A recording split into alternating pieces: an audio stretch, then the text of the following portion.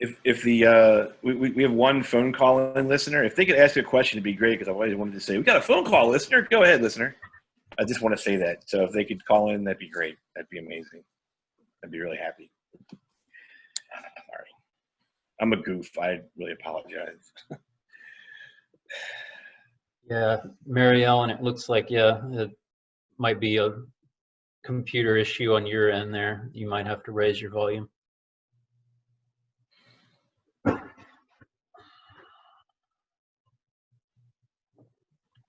Joe Fornell says we're plenty loud. I assume he's talking about Joe.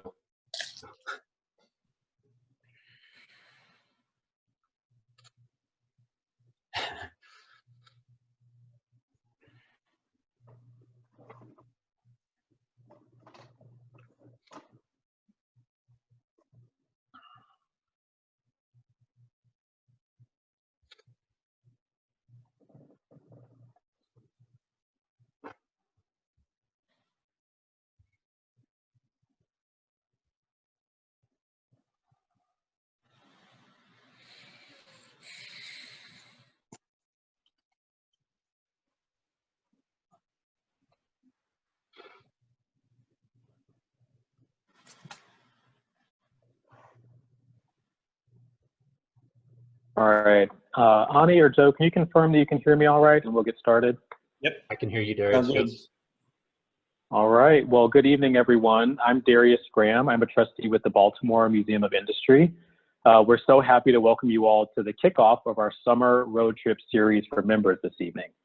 As difficult as it is to not be together in person, we really wish that we could, but no, that's not what we can do right now. One of the advantages of doing this series online is that we're able to gather together with members and staff from 3 different museums, the BMI, Rivers of Steel, and the National Museum of Industrial History. So thanks to you all, our attendees, for your membership, which provides essential support for our museums, which is especially meaningful right now. I also want to take this opportunity to thank our colleagues from both of these museums for partnering with us on the series, and you'll hear from them in a couple minutes. For those of you who are not familiar with the Baltimore Museum of Industry, we are dedicated to telling the stories of the workers and entrepreneurs who built Baltimore into a manufacturing powerhouse. Our museum is inside a 19th century oyster cannery, and we are located on the beautiful waterfront in Baltimore's Inner Harbor.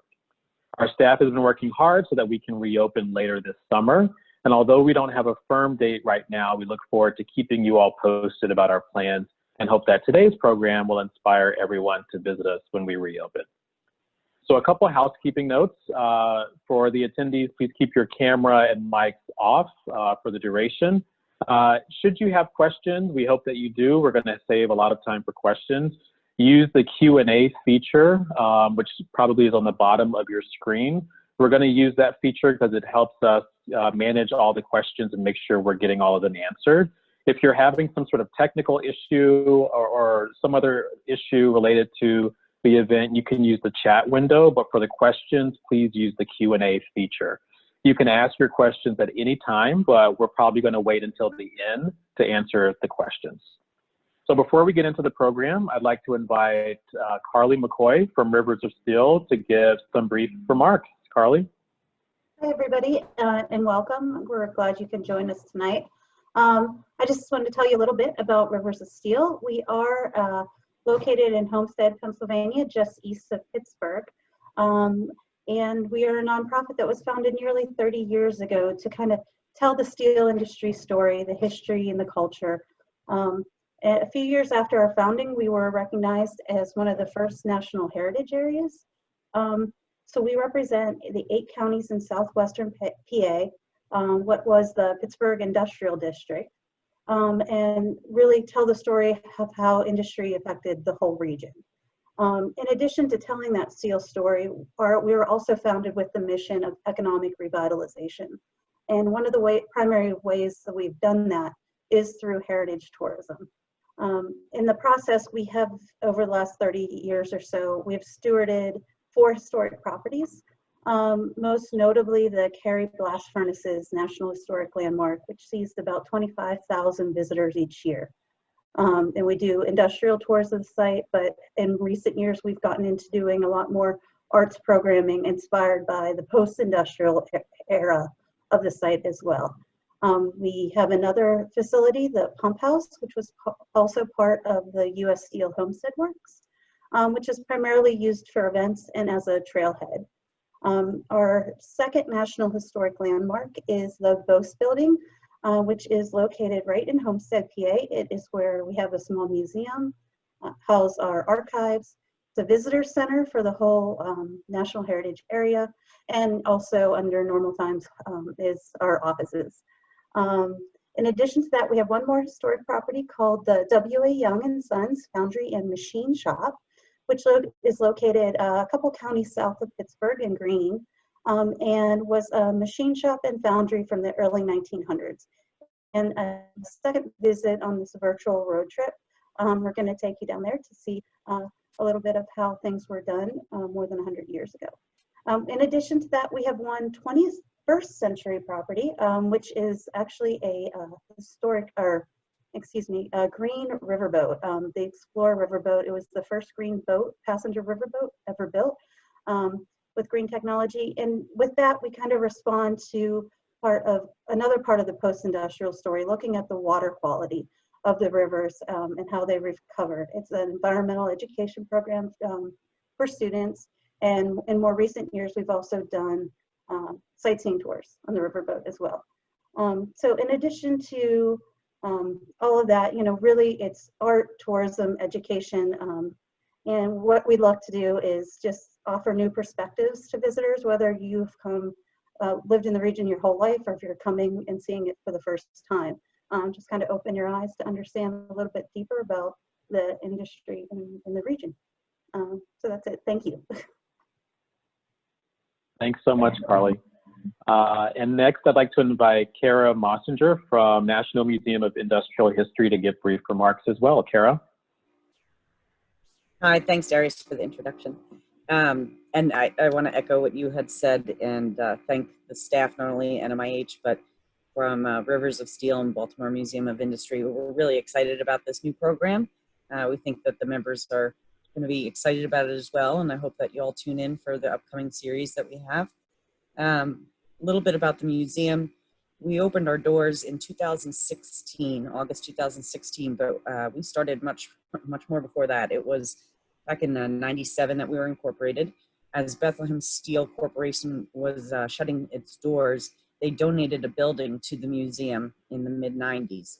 That building is a 1913 electrical repair shop, which is where the museum is housed today. Over the course of about 17 years, the museum went through multiple iterations of what the planning was going to look like, but finally we opened the doors, like I said, in 2016. Since that time, obviously prior to March, when COVID broke out in Pennsylvania, we were welcoming about 15,000 guests each year. 3,000 of that were students coming through for school tours. I should mention our mission statement is to forge a connection between America's industrial past and the innovators of tomorrow.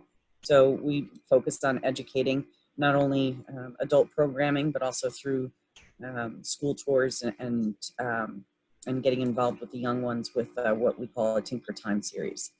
So we've got a small but mighty staff of about 10. That's full-time and part-time combined. And we're excited to say that we've got some great expansion opportunities coming our way. We have an outdoor park area that will be dedicated to interpreting how steel was made. So that work is going to begin this month. That's a long time in coming. We received some state grant money for that. And we are also in the process of relocating a late 19th century, I believe it's 1877, historic bending press. It's down about a mile or so down the road where the casino is located. There's a casino kind of on that campus by us, and they need it relocated to do their own expansion. So they are graciously donating funds and services to be able to relocate it to our park. So that's going to be coming through. And if you want to check out the progress, we're hoping to have some time-lapse photography on that. So check us out on our website or on any of our social media, Facebook, Twitter, Instagram. And again, we're still running a lot of our virtual programs until we be operational again in person. So welcome any new members, and hope to be able to see some new faces in the door when we reopen fully.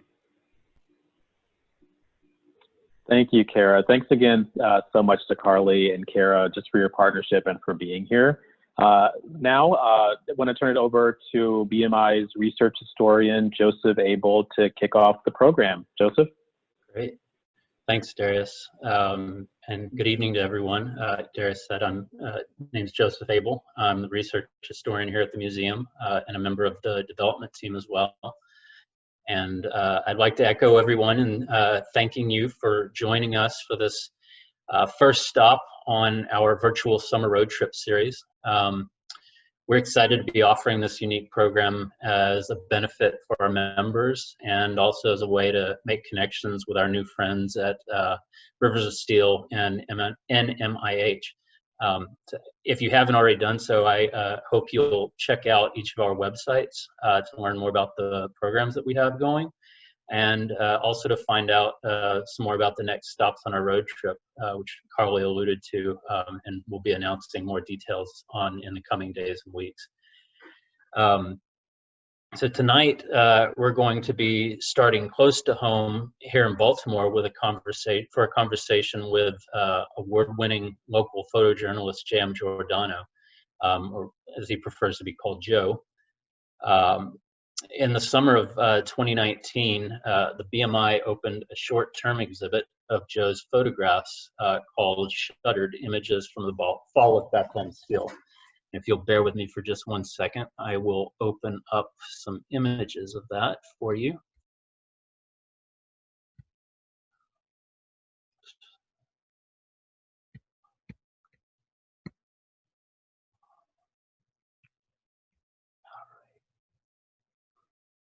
There, I think that you should be able to see that, I believe. So yeah, Shuttered Images from the Fall of Bethlehem Steel. The photos in this exhibit are part of a 15-year-long project that Joe began back in the early 2000s, chronicling the decline and ultimate closure of Bethlehem Steel's Sparrows Point Mill outside of Baltimore. And in both the project and the exhibit, Joe attempts to address one really big question, namely, what do you do when the only lifestyle you've ever known, an industrial lifestyle passed down by family, friends, and coworkers for generations, slowly becomes obsolete? And I think, as you'll see tonight, while Joe walks you through his photos and talks to you more about the project that it's based on, that the answers to that question are still being debated, and the impact of the mill's closure on Baltimore are still quite real and really and truly have never been clearer. So I don't want to step on Joe's too much, so I'm not going to say much more about his project. I'll leave that to him. But I thought I would start tonight with a couple of minutes telling you about providing a bit of historical context to frame the program this evening. So for those of you who aren't familiar with it, the Sparrows Point Mill in Baltimore was founded in 1887 by the Maryland Steel Company, which was a subsidiary of the Pennsylvania Steel Company located outside of Harrisburg. The mill was built on a swampy peninsula southeast of Baltimore. You can see it here highlighted in red underneath Battery Towson, which I couldn't get to go away for some reason. It was built there with the idea that its location and Baltimore's extensive transportation network would provide the mill with a competitive edge over other steel makers. By the start of World War I, the mill had indeed caught the industry's attention. And in 1916, it was acquired by Bethlehem Steel and quickly became one of the crown jewels in the company's empire. The fully integrated plant boasted its own deep water port from which it used to import iron ore from captive mines in Cuba. It had a multi-way shipyard That was Bethlehem later expanded to include several other shipbuilding facilities, I think 4 in total in and around Baltimore. And it also had hundreds of miles of railway stretching across the 3,600-acre property. Sparrows Point was also home to dozens of open hearth furnaces, rail mills, Bessemer furnaces, plate mills, rod and wire mills, and a tin mill. And in later years, it also added a continuous caster, basic oxygen furnace, and the much heralded and much photographed L furnace, which was billed as the largest blast furnace in the free world when it went online in the late 1970s. Indeed, Sparrows Point by the 1960s was itself the largest steelmaking facility on the planet, and employed upwards of 36,000 men and women, many of whom lived in the company town of Sparrows Point. And I just realized I have other images here that I forgot to scroll through, so let me scroll through those real quick. Here we have a promotional image of the mill from the 1920s. You can see over here to the left-hand side the shipyard.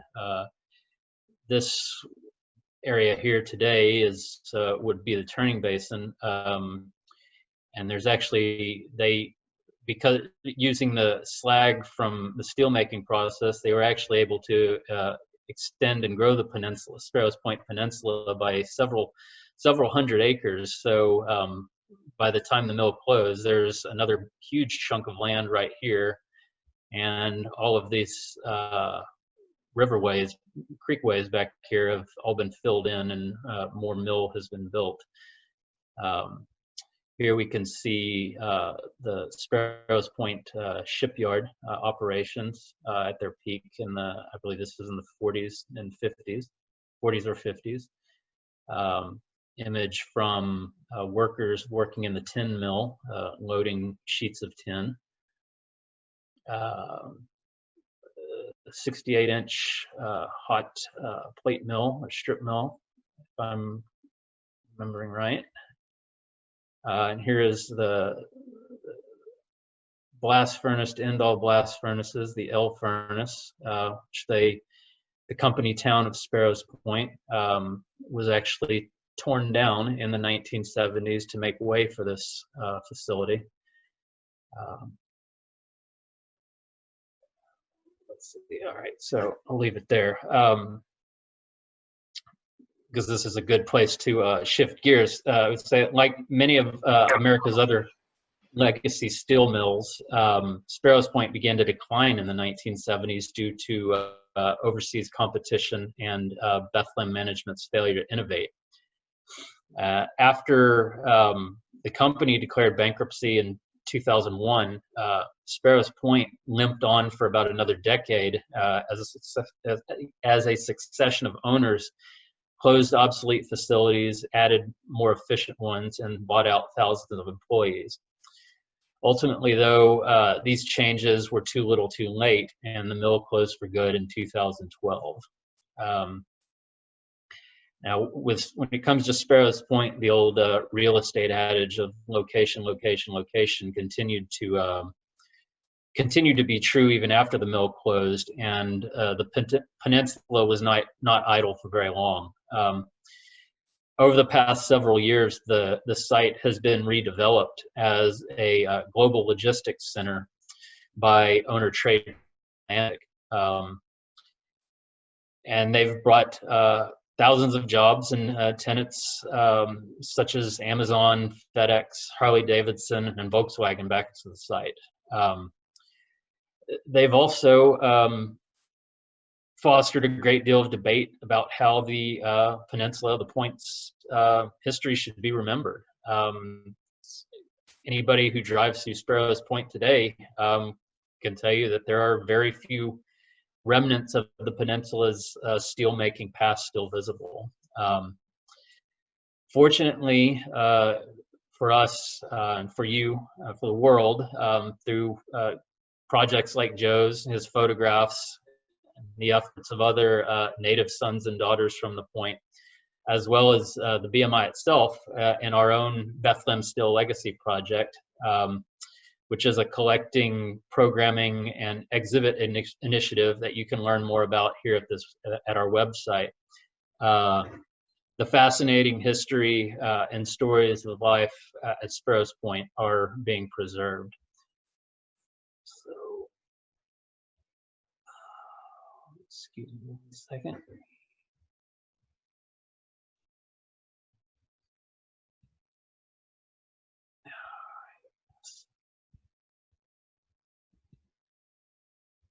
Try to figure out how to.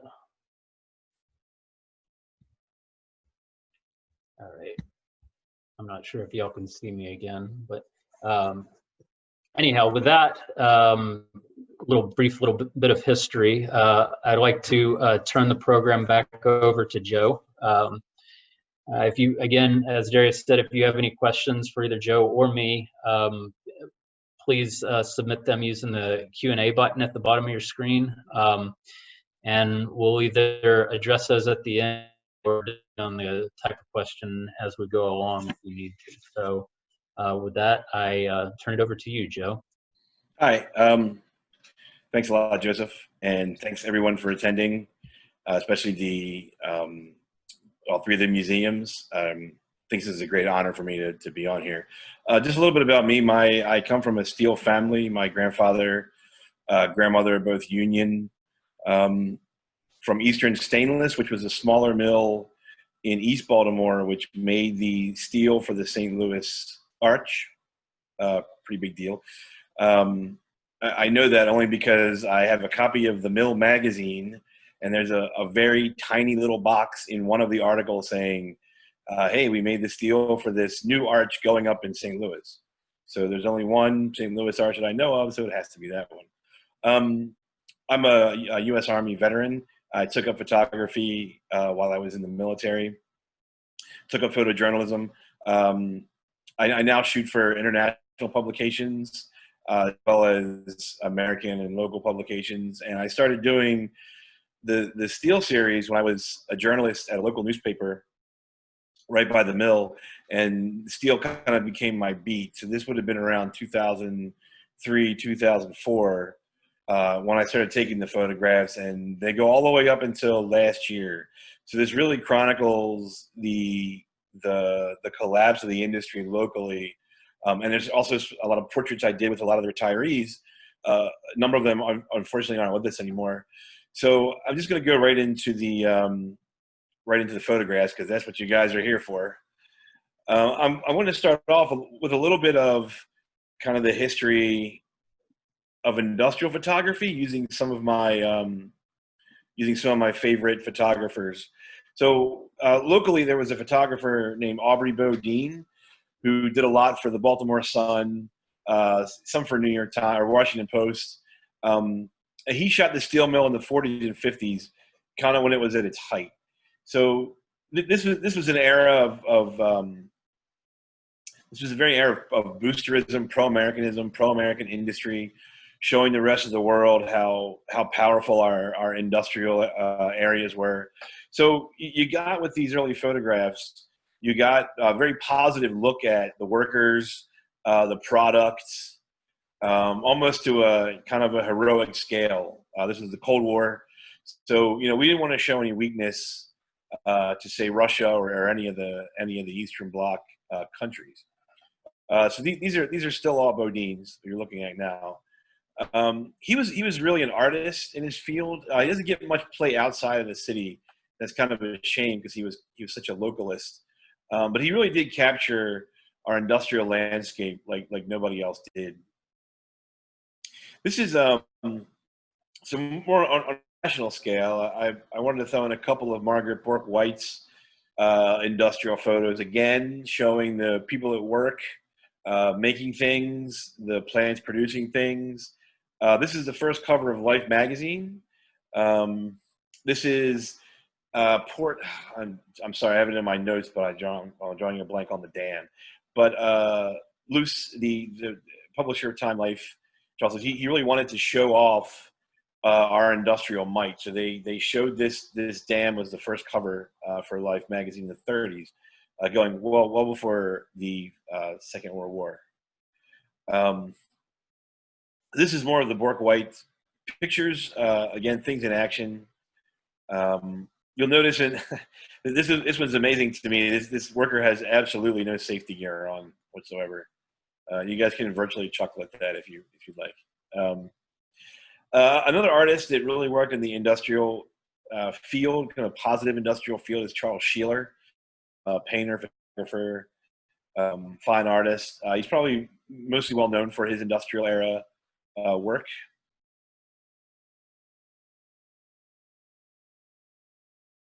And if I'm going too fast, please let me know, because I have quite a few slides to go through here. I'm going to kind of end on the national historical level with Eugene Smith. And this is the latest I think I pulled up. This is from the 50s. This is from his Pittsburgh project. He was hired to make a catalog, actually, of Pittsburgh, and it ended up being like a 3 or 4 year project and hundreds of thousands of negatives. We were still in that era of the noble worker, American strength, can do. See Pride Street in Pittsburgh. So this is where my series kicks off. So my series, this is around 2004. This is Sparrows Point, Bethlehem Steel, Sparrows Point. I tried to just not only document the outside of the mills and the portraits, just straight up documentation. What I wanted to do was also give it kind of a fine artist's eye. So if you see this print, it's a pretty huge print. I think it's my favorite one from the show. It has everything in it. It has this great geometry. It has the smog and the mist coming off of the peninsula and the smog from the mills. The only thing that I really think this is missing is a tiny person just to give this scale. So now we're flashing a little bit forward.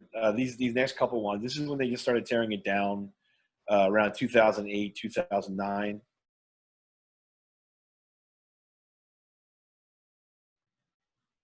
So I concentrated on kind of the beauty in the demolition, if you were. I didn't just want to show just torn down shots. I wanted to try to use the negative space, use the positive space. These are all in black and white, all shot in black and white. So I wanted to just give it like a little bit of a twist. So it's not just, you're not looking at just actual documentation photos. This was taken in Joseph Park. I think this is 2018. This is a poison pond. Just the water, it's loaded with chromium. This is right off of the Bastille site. I'm sure a lot of you guys who are in areas like this kind of recognize maybe something like this. This would have been with the fresh water and went to cool the mill down. Now it's poison. This was a family cemetery that was on Bastille, and Joseph, we talked about this. I'm just going to go over real quick. So this was actually, the graves were reinterred when the new owners took over the property. I was fascinated by this. It was a doctor and his family. This is a very small plot. As you see, one headstone, two of them are kind of all in the ground. This is an early morning shot in some of the warehouses up there. Again, I really try to use that negative space of the sun, the shadows coming down. There's a photographer, I didn't put him in here, he's a little more international, named Bill Brandt. If you guys want to take a look at his work. He worked up in the north of England, which I did as well. You'll see if I blow through these fast enough. I also wanted to do some representational work about the culture around the mills. So, Joe? Yep. Can I interrupt you real quick? Sure. We have a really interesting question here that from Beth asks, can you talk a little bit about how you accessed these parts of the site, the mill at Sparrows Point? Was it open? Or, Sure. Yeah. Okay. How did you gain access to take photos of these? I'd be happy to. So it's pretty mundane. I actually called them up, and because I was working, it's one of the benefits, and it's a shame that our media climate's kind of the way it is. because I was working for a small local newspaper, the Dundalk Eagle, which was the paper essentially for the mill. So I knew all the union guys. I knew all the suits. I knew all the workers. And Bob Crandall, whose picture is in here, I took his photograph, which is kind of a funny story with that one when he came to the show. But he gave me several tours of the. So I was able to get in while they were demolishing it. Thanks to Bob. Thanks to all the work that he did to get me in there, because it's an industrial area. Public photos really aren't allowed. But when I showed them what I was working on, they were pretty happy with it, and I was allowed to continue taking photos. So it's an excellent question. So this photo of the car, I really wanted to take some pictures that gave the viewer a kind of feel for the end of an era, and I think if it wasn't for the for sale sign on the car, I don't think this would have made this. This is parked outside of the Union Hall on Dundalk Avenue, about 2 or 3 miles from the mill. And just the for sale sign, the lines really reminded me. There's a photographer named Robert Frank did a very famous book called The Americans, where he traveled across country in the 50s and took these quasi cynical pictures of the country. I wanted to throw in like that, some kind of context. The for sale sign being this particular era, the 50s and 60s. And as you'll see, I got another car coming up that when I traveled to the Pennsylvania neck of the woods in the Ohio Valley, West Virginia, Pennsylvania, 70s car. So it's kind of like that era also is, kind of ended, covered. One of the biggest tragedies of the mill's closing was the loss of benefits by its retirees. I don't know if we have any members here that are retirees, but it was really felt pretty hard down in the Sparrows Point areas. I'm sure it was up around Pittsburgh, Ohio Valley, we're in places like that where their benefits were pretty much gone overnight due to the government's agreement with the private owners, International Steel Group, and Wilbur Ross, who is now our secretary. This was 2019. This is the demolished facade of the headquarters at Bethlehem Steel, Sparrows Point. I was driving by to get some more on-site pictures, and this just looked like a building you'd see in Sarajevo. It's such a crime what was done to the buildings and to the industry, to the buildings and the industrial areas around Sparrows Point. They just leveled it. The new owners, it was just leveled out, because he needs the space for warehouses and things. But it was just kind of a shame they couldn't save buildings like this. But this just looked like a war zone to me. It looked like a very, very war zone photograph.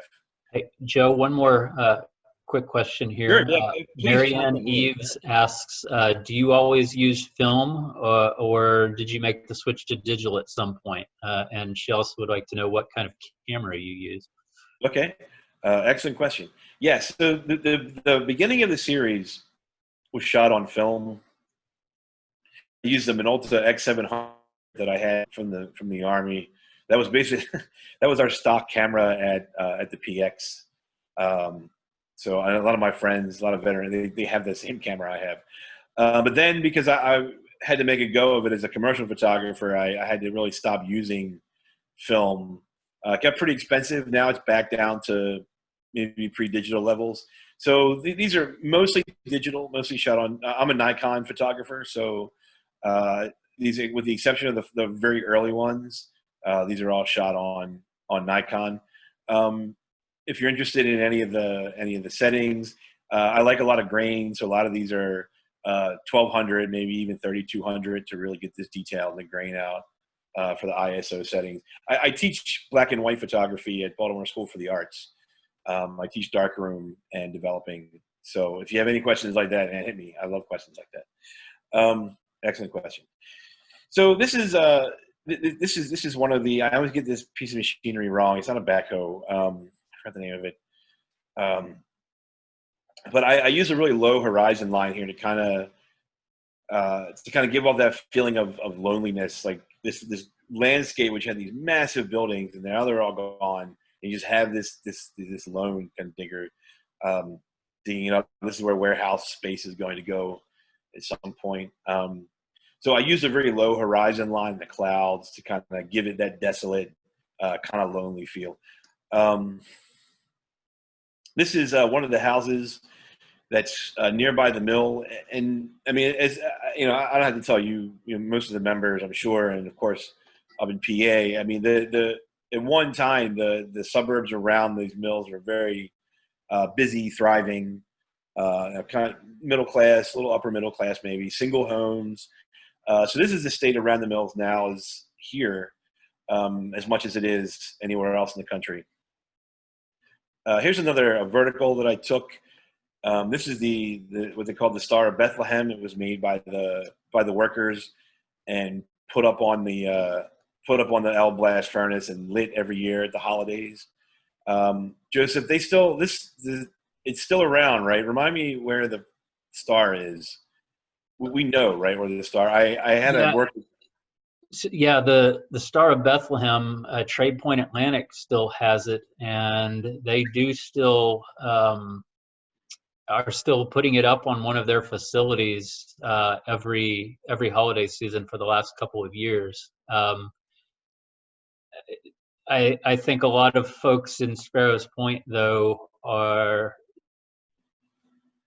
it's kind of it's not the same thing because the facility that they're putting on is, you know, it's like fractions of the height of the L furnace as I understand it, and it's Right. I believe it used to be said that you could actually see the Star of Bethlehem from downtown Baltimore on a good clear night, which is You could look, right. You could look down the harbor and see it. Yeah, you could look down the inner harbor and see it, and you could definitely. It was a great sight to see when you come over one of our highways, the 695 bridge, and see the peninsula. And this just it was a very unique experience seeing this star, because if you guys ever drive to Philly or any other industrial places, you don't really see anything kind of like a man-made beacon, right? You see the runoff flames and you see the smoke, but this you came over the bridge and you saw this star that was up there, and it was a really I was fascinated by it. And this picture, I think I have one more, which is actually in the show. This was the last year for that, which I think was 2012 or 2013. Whenever, you know, obviously before the blast furnace came down. So I think this was the last holiday they had it. So I went down there to get it before it was gone. We had talked about trying to acquire it for the museum, but it's massive. We're talking 40 or 50 feet high, and we don't have any room. Yeah, it's huge. I mean, it's huge. It would take, you know, and thankfully, you know, the trade points, the people that took over, the stewards of the land who took it over, they're very respectful of the heritage down there. You know, they really try to build a rapport with the community, and I think keeping that star is, you know, was a really great idea for them to do, because they really got a good, you know, they're very good keepers of the history down there. They have a little museum up and stuff, which is really nice. So they've done a great job with just keeping the heritage around. This photograph, this is my grandmother and my grandfather. This was him as a little mechanic doll in the house. I just wanted to make sure they were in there. So that's them. This is a photo I took outside of the Iron Workers Hall here in Baltimore, right near the mill. I really like the way that the signposts and the telephone poles and the signal poles, they really divide up this frame. I waited about 40 minutes to get that guy walking, just to fill that little bit on the bottom there. But I really like the way the flag is broken up and the way that the telephone poles break up that frame compositionally. These are the railroad tracks. It's a little brighter on your screens. If you see at the museum, the print's a little bit darker, which is really nice. These were the railroad tracks where a lot of the pig iron and things would come into the mill. I took this from a bridge just when the sun was kind of hitting the tracks, lighting it up there. Okay, so this was Eastern Stainless. This is my grandfather's mill, which is about maybe 10 miles away from Bethlehem Steel. It's not a mini mill, right, Joseph? It's not really considered a mini mill. It's just a smaller mill, right? Because they just did stainless steel there. Yeah, no, yeah, it's not a mini mill. That's Right. that's a totally different thing. Right. So it was smaller, and I just wanted to get a kind of landscape shot. I shot this as a used car dealership now, and this kind of ripped American flag just flapped in front of the frame, and it just really made the picture. Just that slight tear, kind of the metaphor of the torn flag and the former steel mill, it's the water tower, just kind of came together. And this is one of the shots in the show. This is 2016. A lot of people have asked and were concerned about the politics behind some of the pictures in the show, and I stand behind that. You know, the collapse of the mills is definitely political. You know, I don't know what the current president could have done to. I know he promised to rejuvenate the mills and things, but it was just very ironic to see a kind of a Republican sticker above the union member. This is on the inside. This wasn't on the outside. This was like stuck on the inside. And about a week after I took this picture, the union hall closed for good. So take that as you will. Again, okay, so this is kind of more of the social aspect. Maybe a few of our members that are here might remember the Moose Lodge. This was a Moose Lodge in Dundalk, just down from the steel mill.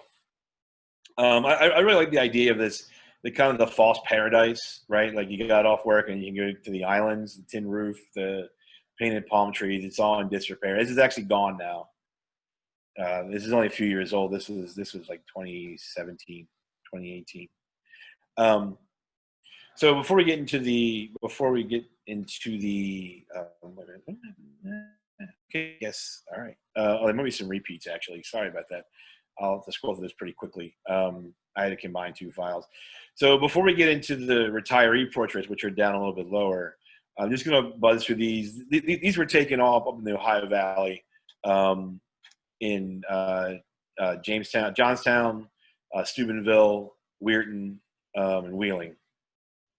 So these are you guys might recognize some of the landscape. I don't want to bother you guys with all these, but this was all I put these in as duplicates further down. Sorry about that, guys.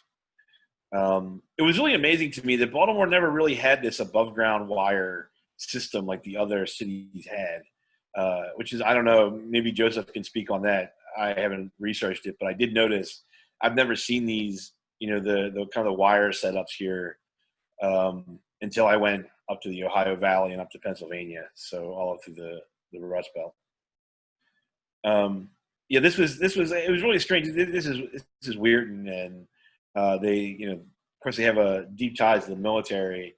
And for all morning, the only people that kept me company were the soldiers that were missing or killed in action on these flags. I put a few of those in there. This is Weirton. This is a radio station downtown Weirton. This was the tearing down of the big Weirton mill, which is completely gone now. Within 2 years, it's completely gone. As you'll see this picture, this was a pit. The mill was torn down. You can see the house. You can see the valley.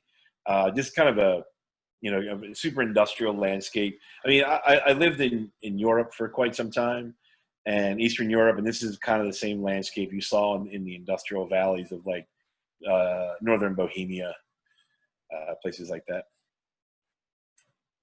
This is the Weirton mill. This is gone. I just thought this is an interesting metaphor with the church and capitalism crossing each other. This is a repurposed high school that had skeletons crawling on it. So I don't know where I just put that in there. And this is one thing that we didn't have, and I was fascinated with driving through the Ohio Valley. I'm sure a lot of the members from up there can attest to this, just how close these houses were to the mills. Like we didn't have that here because our suburbs were a little bit more separated from where Bethlehem Steel Sparrows Point was located. But these butt right up against the houses. I mean, someone's bedroom window looks at this mill. Well, it's gone now. This mill. I was invited to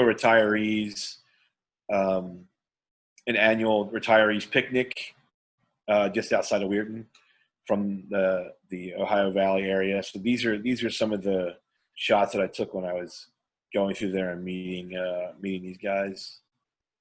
Joe, can I ask you a question real quick? Yeah, please.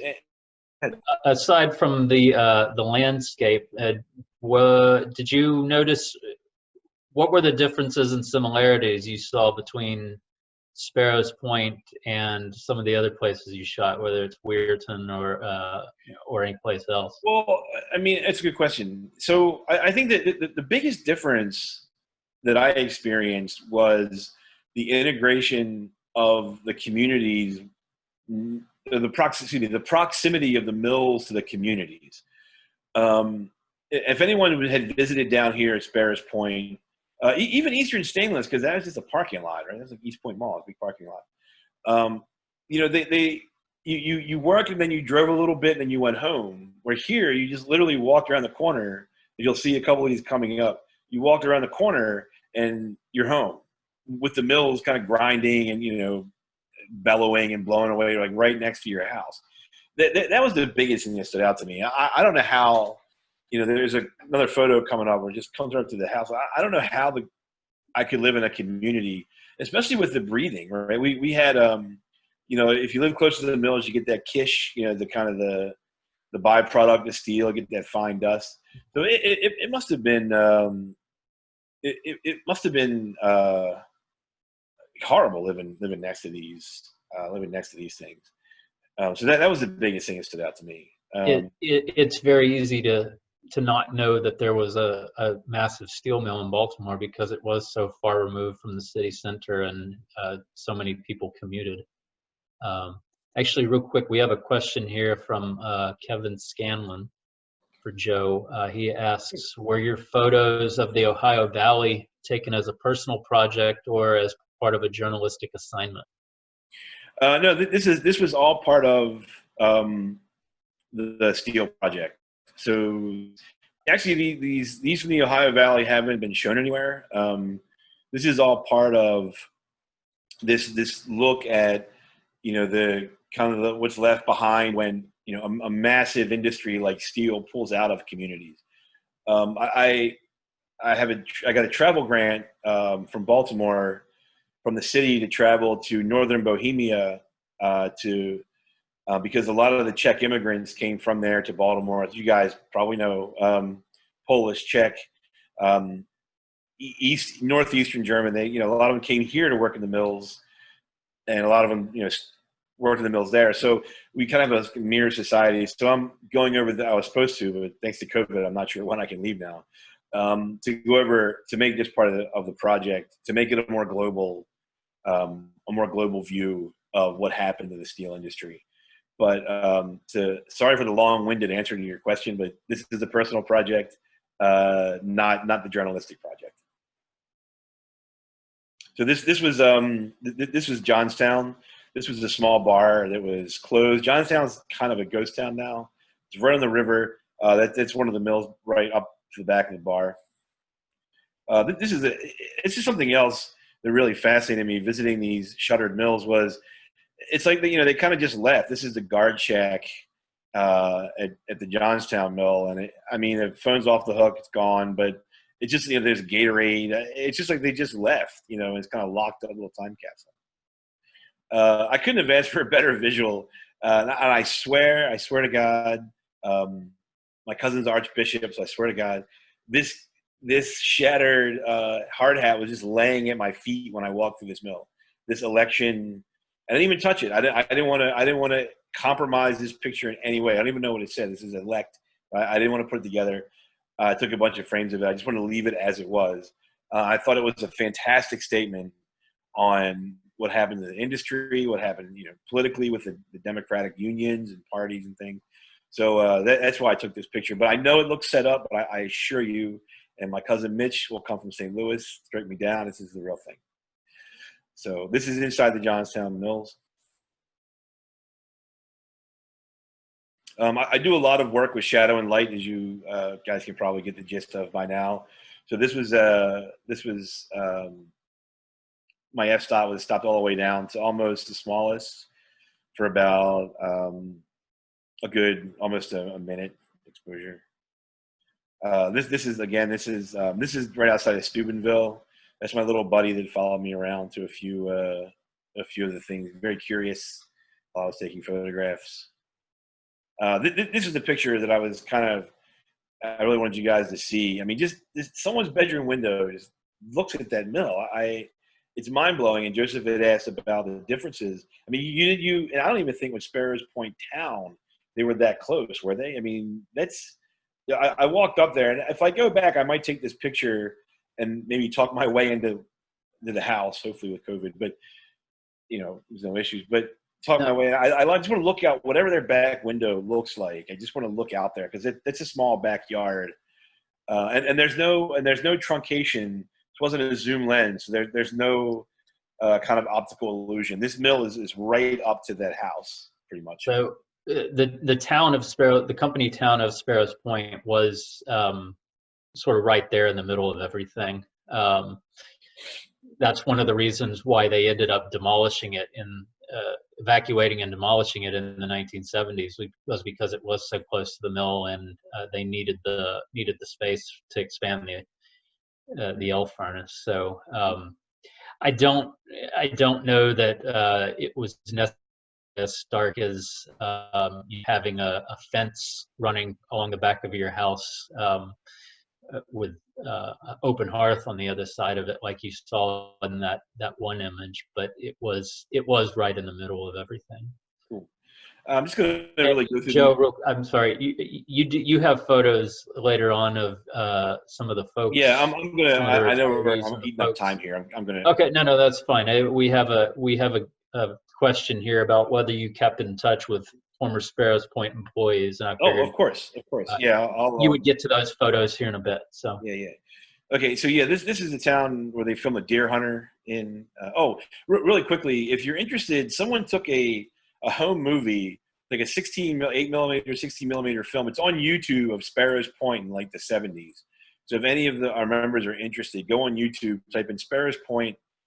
Like this, it's like just Sparrows Point 1970, something like that, and it should come right up. It's a great little like 15. They were just driving around with this little 16mm, 8mm camera, and there's the running commentary on the track. So it's like, here was so and so's store, and here's where so and so used to live. It's a great little video. It's on YouTube. So yeah, this is Mid-Mingo Junction. This is Mingo High and now Pouch. Okay, so now we're getting into. We're back in Baltimore. We're getting into the retirees. I worked with Bill Berry. He was a professor of labor studies at the community college here. He's done a fantastic job of chronicling, interviewing, archiving, anything to do with the retirees of Bethlehem Steel. And he and I worked together on the retiree project while I was documenting in the early 2000s, while I was documenting the collapse in the mills. He was giving me access to his retirees that he was speaking to. Fantastic work that Bill had done. So this is Elizabeth Rogolsky. She made that. I just thought it was a good photo. Unfortunately, most of the retirees in my photographs here have passed away. A lot of them were, as you'll see, like a few of them worked at the mill for 50 years. And when I talk to students, it's like trying to explain infinity to someone, right? Like, working at the same job for half a century or almost half a century, say 35, 40 years, is just mind blowing to at least 3 generations or 2 generations. It's mind blowing to me. I'm mid 40s, so it's mind blowing to me. Joe, he's still around. He's a hunter. It's just a portrait in front of his house. This is Lee Douglas. He was the first African American shop steward at Sparrows Point. Him and Eddie were integral in integrating the steel mill in the 60s, a Marine Corps veteran. He's actually still alive. It's his wife in the background. So I would before he gets into the personal spaces of a lot of the retirees. This is, it's not a different Lee, but it's Lee. This is in his the bar. This is in his living room, guys. I love. There's some pictures. I'm gonna do a book of just the culture around, the steel mill. But this is in his living room. It's not Lee Douglas. Sorry, they were in alphabetical order. Mary. This is Mary. This is a scrapbook of her family in steel. She was also a retired steel worker. This is a scrapbook of her family. This is Dick Mcdermott in his favorite chair. He passed away about a year after this was taken. Yeah, he worked there from the 40s. I think you can see his hard hat later. It's the 40s, 1979 when he retired. This is a very important picture. William Willow Sultanton. He passed away. He was from the Mohican tribe, and the Mohicans were known for going up on high steel. So they're kind of the unsung heroes of skyscrapers, bridges, things like that. He was what's called as a steel gang. They would travel around Ohio. All the steel mills do work on the side. He decided to stay in Sparrows Point in the 60s. I went to high school with his granddaughter, and she asked me to take his portrait. So I was very honored to take this. This was a kind of a controversial one because of the headdress that he's wearing, the bonnet. But he made that. When he was getting married. He insisted on wearing it. So I wasn't going to tell him not to wear it. And I thought it was important that the picture be included in the show because, the Native Americans that build steel are pretty invisible, and I really wanted to give them. I have a copy of him singing in Mohican, which is really nice. So this is Pete. This is one of the more popular portraits. As you can see, 52 to 96. So quite some time. He passed away really about 6 months after this was taken. Everyone wants to know, is that him in the picture up top? I leave it up to interpretation. Don, he's actually still alive. He's disabled now. He's the head of the retirees union here, Don Kellner. I took this, framed it this way. I think it's got everything that the workers of his era represent: religion, country, your own home, your own lawn. It's all kind of spelled out for you right there in the picture. And he's a tough guy. So this is him in his house. This is Roy. He would sneak onto the grounds, and he's an amateur photographer, take bird pictures. I snuck on a couple of times with him. This billboard is no longer there. I thought it was great, this work safety billboard, just of a different era, of the 50s, and it's gone now. It's a very small. It's amazing to me how small this billboard is compared to modern billboards. This is Wilbur Ross. He's now the Treasury Secretary. He's what I think the reason for the Secretary of Commerce. Sorry, Commerce Secretary. He's the real reason I think that Bethlehem Steel, Sparrows Point, Bethlehem Steel in general, is collapsed the way that it did. This was last year. It's another Roy. He's passed away. This is Tom. He kept all the badges. Anytime someone came in, he was kind of a guide, so he kept all these great badges in an old cigar box. This is Ted Priester, his favorite tree. I love this picture. He's so happy with his tree. This was the last meeting I went to in 2018 of the retirees before they closed down these offices for good. This is inside the offices of the hall. This picture's in the show. This is these women are getting the word that their benefits are being cut further. I'll let it speak for itself. This is inside the Union Hall. These are all Union Hall pictures. Abandoned Hall. Okay, so we're back. This is where I have to apologize. We're back in Weirton. These kind of like got doubled up somehow. So I'm gonna just bear with me for 1 second, and I'm gonna take you over to. Actually, when you're scrolling through there, we did have a question that's related to this. Kathy Zoshak asks, "Have you photographed anything at the Bethlehem plant in Bethlehem, PA?" No, that's an excellent question. My plan was to go up to there this spring, but obviously I can't travel now.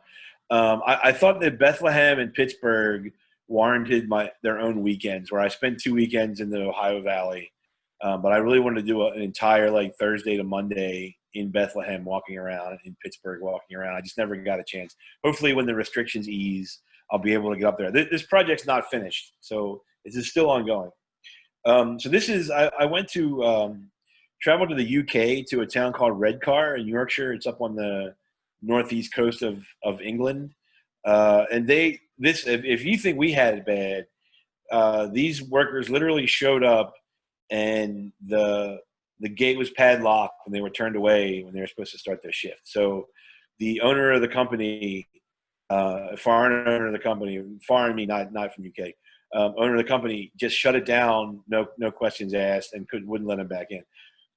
It's supposed to reopen, but I don't know now with COVID how they're going to fire this up. So this is just some of the town there. Sorry for the scratch. This is all film. Sorry for that scratch and the negative. I've got to fix that. This is more. This is the red car. You guys are really seeing these pretty much for the first time. I haven't worked on these yet, as far as like cropping and things. So you guys are kind of getting it. I wanted to add these so you guys can get a glimpse on what like kind of raw film files look like without working. I haven't really worked on them. Yeah, this is the town of Redcar. I just thought this was a very telling picture with Che Guevara and the retiree. That was a developing mistake. This is like the negative space on the side. This is the Redcar factory. I couldn't get in to the Redcar factory because they had 2 fatalities the day before I showed up. 2 cleaners had accidentally ruptured a gas line and it exploded. So it was closed off. But I'm going to go back there. This is Bez. He was a retired steel worker in the UK. He was my guide for going around there. Very nice guy, classy guy. And that is it. So do we have any questions? I hope the presentation was okay. It's a little long. I'm sorry about that. Yeah, no, we've had if anybody has any more questions, now's the time to ask. We've had a few questions that were asked and answered here through, and I just realized that we had a setting changed on here, so I don't know if everybody could see questions. Then, but you should be able to go down to your Q&A section now and look at open, answered, and dismissed questions. See if that spurs any additional questions here. So, Joe, can you see the yes. Q&A? Okay. No, I have not. The question is, have I visited the Völklingen Ironworks, which was located in the German town of Völklingen, Saarland? 1994, it was declared a UNESCO World Heritage Site. It is the anchor. I wonder, John, if you know, is this the one they made a fantastic garden out of one of these ironwork sites in Germany? There's a show called Gardener's World, and they did a whole thing on this. I mean, Joseph and the rest of the BMI crew, I will send this pictures over you. It's amazing. It's one guy like just got the okay to turn this steelworks into these integrated gardens and things. It was fantastic. So to recap, you started in Baltimore. You expanded nationally to Weirton and the Ohio River Valley. Is that right? Yes, that's correct. And then you've gone overseas now to England and the Czech Republic. Yes. Well, Czech Republic was on my list. That was on the. That was supposed to be there. Yes, Roger has a question. What do we got? Let's see. Where's Roger raised his hand, but I don't see the question in the Q&A. Maybe it's Roger, you need to type your question into the Q&A down at the bottom, please. Yeah, real quick. Ooh, that's a good question. That's a Joseph question. That's a Joseph question that Joseph doesn't know the answer to, unfortunately. Yeah, that's a little before my time. Yeah, I mean, I'd assume because I mean, it was a company town, right? Just in the literal sense, right? Like, yeah, no, it was, and it certainly was not all of the 36,000 that worked at the point at the height. In fact, by the time by the time the mill had sort of reached its peak in the 1960s, the town itself of Sparrows Point was sort of on the downswing at that point. I believe they had already torn down parts of the town to expand the plant. Like I said, it was in early to mid 1970s that the remainder of the town was finally evacuated and demolished to make way for this the L furnace. But unfortunately, I don't know the answer. I don't know how many people were living there that it was torn down. Suffice it to say, it was a town in every sense of the word. That it had its own deputized police force, department store, streetcar line that ran to and from downtown Baltimore, butcher, baker, all of that. I mean, it was a 100% up and running town, like you would see anyplace else. The only difference was it was all owned by Bethlehem Steel. Cool. And I think two more. Oh, decision to exclusively black and white. Yes. So Kevin asked, can I talk about my decision to exclusively use black and white for the project? I did some early color studies. I did some early color studies of the mill, and they were so monochrome that I just decided to do it in black and white. In other words, the color added nothing to the photographs. And I tell my students, if the color is not part of the context of the picture, then maybe it's a good idea to try it in black and white. And I think that's true for photojournalism. I do a lot of black and white photojournalism. So that was the choice. I had a friend of mine who's a New York Times journalist. At the very beginning of the steps approaching the BMI, look at these, and he looked at the early stuff, and he's like, you got to send the black and white ones in. They're so much stronger. It really makes you concentrate on the subject and the shadows and the light more than anything color could ever do. So Jill asked, or had made a statement that Dundalk was much more of a company town than the neighborhoods around. Was much more of a, yes, that's correct. Karen Olson's book. Do you know what that is, Joseph? Karen Olson's book? Or sorry, you're answering Joe. Sorry. Your mic's off. Yeah, I got it. Yeah, I was just answering Jill to say that Dundalk was privately built, privately developed, but it was definitely intended as a town site for white Bethlehem Steel workers. The segregated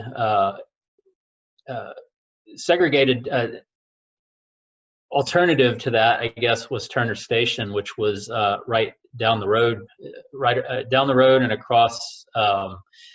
I think it was a creek from Dundalk. That was where all the African American steel workers lived, and actually both Dundalk and Turner Station are, still going concerns.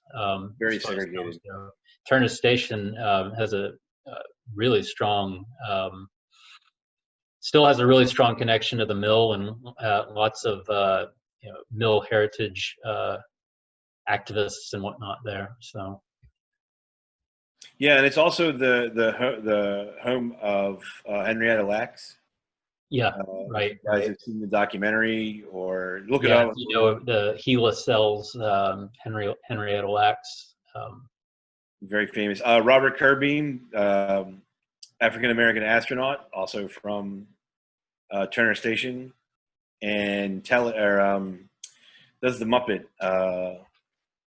Elmo, he's also from Turner Station. Elmo's creator is also from Turner Station. So did the mills operate 7 days a week? How many hours a week? So there's a lot of overtime. They were 7 days a week. I guess that sort of depends on, when you're talking. In the early days of the mill, early 20th century and late 1800s,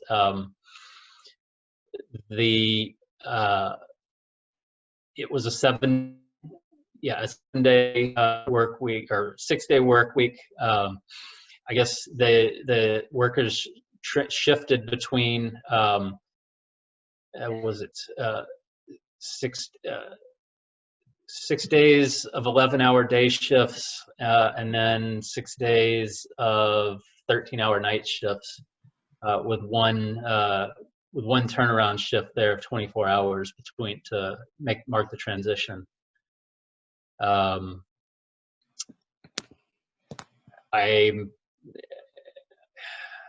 not sure what the average work week was beyond the early years. I mean, ideally it was supposed to be 40 hours and overtime, but I don't know if we have any steel workers here with us amongst the attendees that can perhaps speak to that. Yeah, anyone feel free to type in oh, thank you, Jill. Jill wrote, by the way, lovely photos. Kudos to the hard work, ethnography, and I for taking those. Thank you very much. I really appreciate it. My mom didn't send you, right? No, I'm just. No, thank you very much for that. I really try hard not to make these just documentary photographs, but really give people kind of a sense of the scale and the geometry and the light and shadows and things that really played into these photographs. Anybody from up north got anything? Any questions? I'm gonna get rid of stop my screen share so I can see what I look like again. There we go. Great. All right. Well, yeah, if we don't have any more questions, I guess we can go ahead and stop there. So once again, on behalf of the BMI and our friends and colleagues at, whoops, sorry, looks like we do have some Q&A. Cut me off there. What do you got? Let's see what we have here. Can you open your Q&A? What attempts were made by the city and the state to retain the mill? That I don't know. I don't know what the deal was with Trade Point, or I know that the mill went through several different hands after ISG, like throughout the 2000s, until it was just kind of like left to die, really. But I don't know.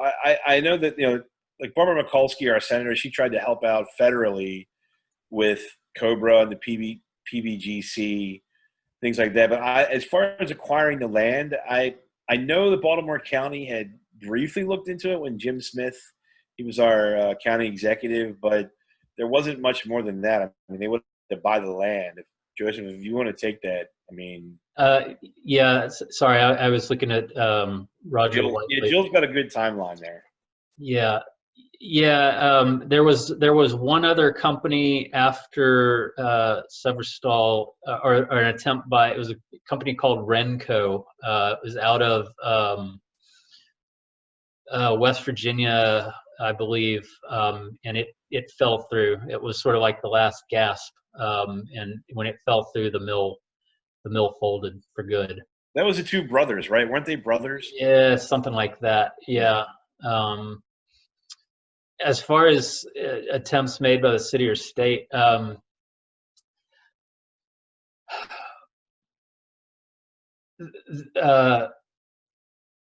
talk to a lot of the retirees, and we've been doing oral histories with former Best Steel workers, a lot of them would say that the city and the state were ready to see the plant go. That they were hounding them so much about pollution, and rightfully so, because Sparrows Point was a terrible polluter, and they got away with a whole lot because of how big they were. The politicos lost the will to support them. Whether or not that's supported by the facts on the ground, I don't know. That's the opinion of a lot of the folks that I've talked to in oral histories. And we were around so long because we're the deepest water port, right, Joseph? Out of all of the. Yeah, I mean, so like I said earlier, one of the thing that Sparrows Point really had going for it was its location. It was unique amongst many steel mills in that it did have a deep water port, and it had its own deep water port. So in the early days, that was to its benefit because it could ship in iron ore from captive mines in Cuba cheaper than it could have. It could get it from the Midwest or or further inland. It later became a huge asset just because of being able to ship out products, whether by rail, because Baltimore is a huge rail hub, and it geographically speaking, we're the westernmost major port on the East Coast. So we're closer to the major Midwestern markets than any other port on the East Coast. So that was a huge comparative advantage for Sparrows Point. So John has a question. What would we see if we drove through Sparrows Point today? You would see a lot of Amazon workers. It's warehouses as far as the eye can see.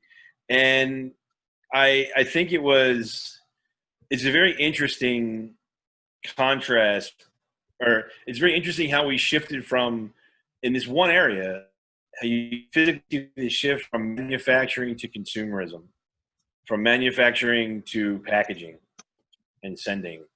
I just think that's an amazing contrast between those two types of industries. But yeah, John, it's all warehouses. It's Under Armour. It's Amazon's got a huge warehouse there. They're a huge hub.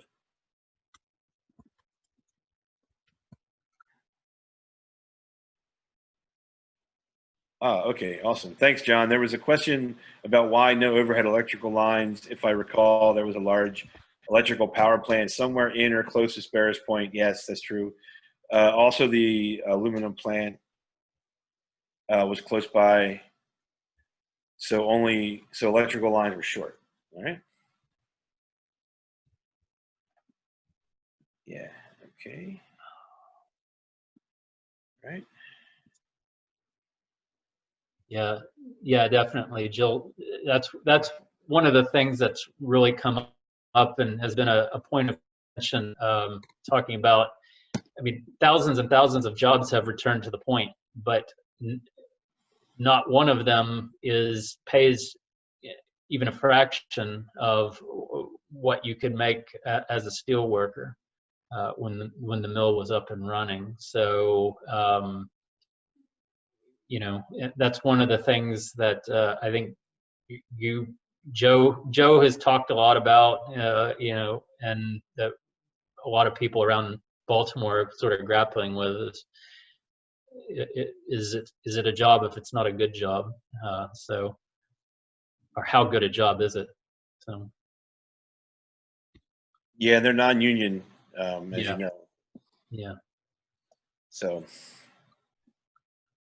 anyone else? Anybody? All right. Okay. We had this till 9, right? Was it 7:30 to 9? Was it the? My agent said that I only had to do this until 9. So, call California if you want to talk to me about anything else after 9. I'm just kidding, guys. Just joking. We're still maintaining. We still have 30 attendees. So thank you. Let's see. Okay. All right. Well, yeah, I guess that's probably about as good a time to wrap it up as any. So like I said, thank y'all again for joining us tonight. Keep an eye on our websites, your institution's websites, your email for more information about the next stops on the virtual summer road trip series. And yeah, until then, thanks. Good night. Yeah, if you guys want to follow me on Instagram, because I'll be getting back into this, I'll be putting on my Instagram. It's JM Giordano Photo. So that's my Instagram. Yep, JM Giordano Photo. It's all my professional work I put up there, so you'll be able to check out what I'm up to. And I don't want to speak for the technical side of the technical guru behind all of this, but it may be possible that we can send out a follow-up email with Joe's links to Joe's Instagram, that sort of thing. So in any case, like I said, keep an eye out on your email and check our websites for more information. Yeah, and before everyone rolls out, if you for some more reading, I recommend Mark Reuter's book on Sparrows Point, Deborah Rudisill's book on the workers at Sparrows Point, Making Steel. That's Mark Reuter's book. I've shared that. I mailed that over to Bez over in the UK.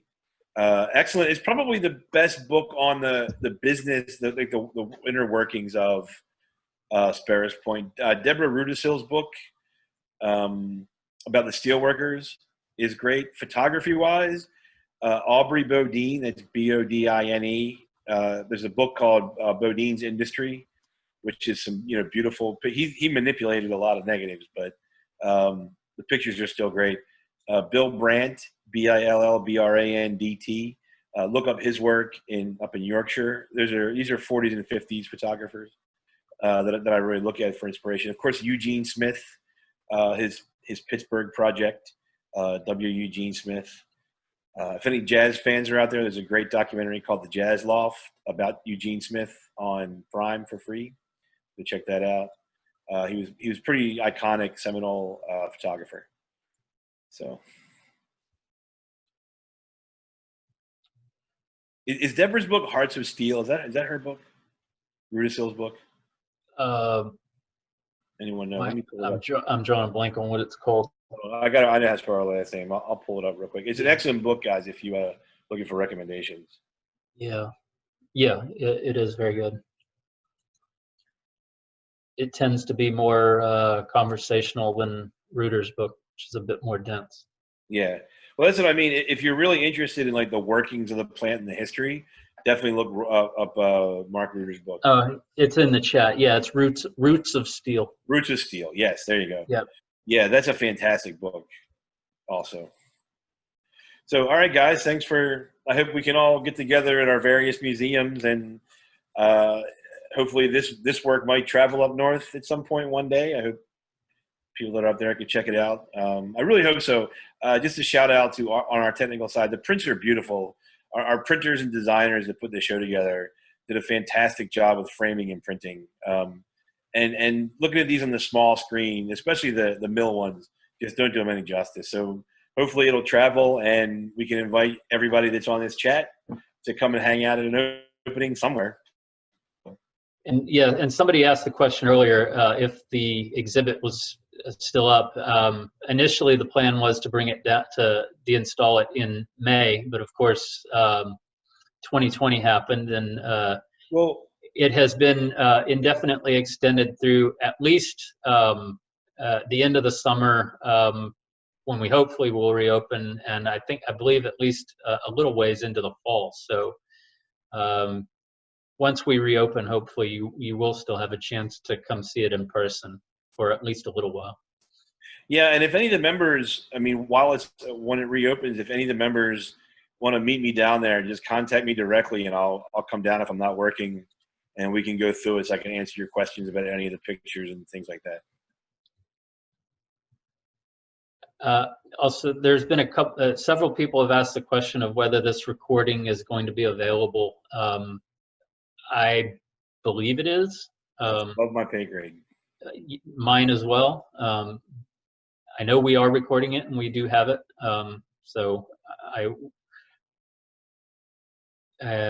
Yeah, more to come on that. All right. All right. Thanks, everyone. Thank you. Thank you, everyone. Good night and stay safe.